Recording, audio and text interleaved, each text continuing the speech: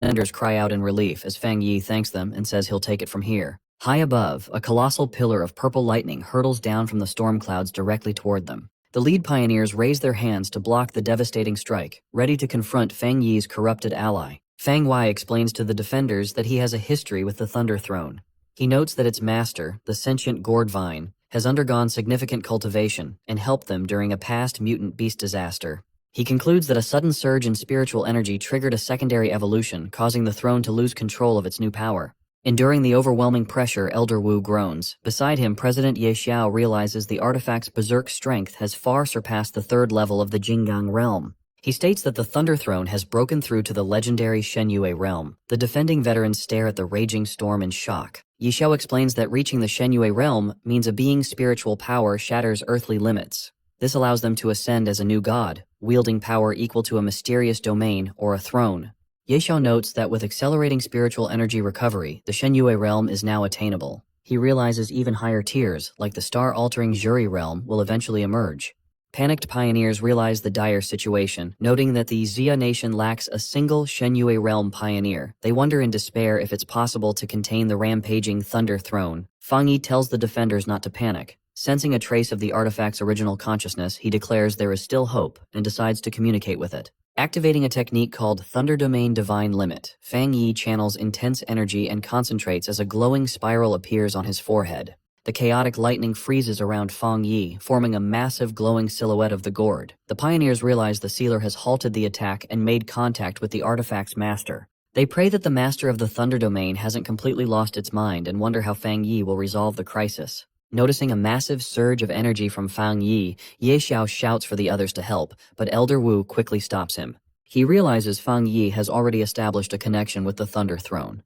Fang Yi's consciousness enters the Thunder Throne's inner domain. Finding the sentient gourd vine thrashing amidst chaotic energy, Fang Yi asks the artifact if it has lost control of its power. Seeing that it cannot even speak, Fang Yi confirms that the artifact is completely overwhelmed.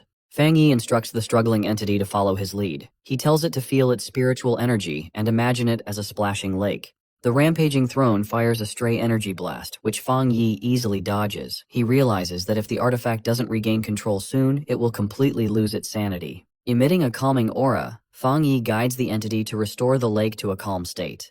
He tells it to accept its ability to control the leaking spiritual energy instead of resisting it. Following his guidance, the erratic energy slowly recedes and is absorbed back into the sentient gourd vine. Fang Yi praises the stabilized artifact for regaining control. The sentient gourd vine thanks him, admitting it feels better and asking if it caused any trouble. Fang Yi smiles, noting that the sentient gourd vine developed consciousness late. He remarks that despite acting like a child, it is surprisingly human in its understanding. The artifact asks if it was turning into a demon. Fang Yi explains it just experienced a temporary loss of control from a power surge, pointing out that violently resisting only pushed it closer to madness. Fang Yi warns the entity that relying completely on the throne's power without a firm mind leads to a loss of control. He advises it never to depend solely on that power during a crisis. Outside the domain, the storm clouds break. Elder Wu and President Ye Xiao watch in amazement, realizing the Thunder Throne has accepted the sealer's guidance. Ye Xiao marvels at how Fang Yi managed to communicate with the chaotic artifact. Watching Fang Yi float safely, Zhang Tian questions if the young pioneer is even human. He is astounded that Fang Yi can command a throne. He reflects that Fang Yi protects the Xia nation more than all the veteran elders combined, but wonders why Fang Yi hasn't advanced to the next realm despite his immense power. Fang Yi breathes a sigh of relief. Exhausted by guiding the artifact, he complains to himself that teaching is far more troublesome than actual cultivation and admits a newfound respect for teachers. With the crisis resolved, Fang Yi safely descends from the sky, landing before Elder Wu, Zhang Tian, and President Ye Xiao. A helicopter lands nearby, interrupting their reunion. 3 cloaked figures emerge. The lead official steps forward, confirms if Fang Yi is the legendary sealer, and introduces himself as Zheng Huairen of the Divine Pavilion. Confused, Fang Yi asks Zhang Tian who these people are.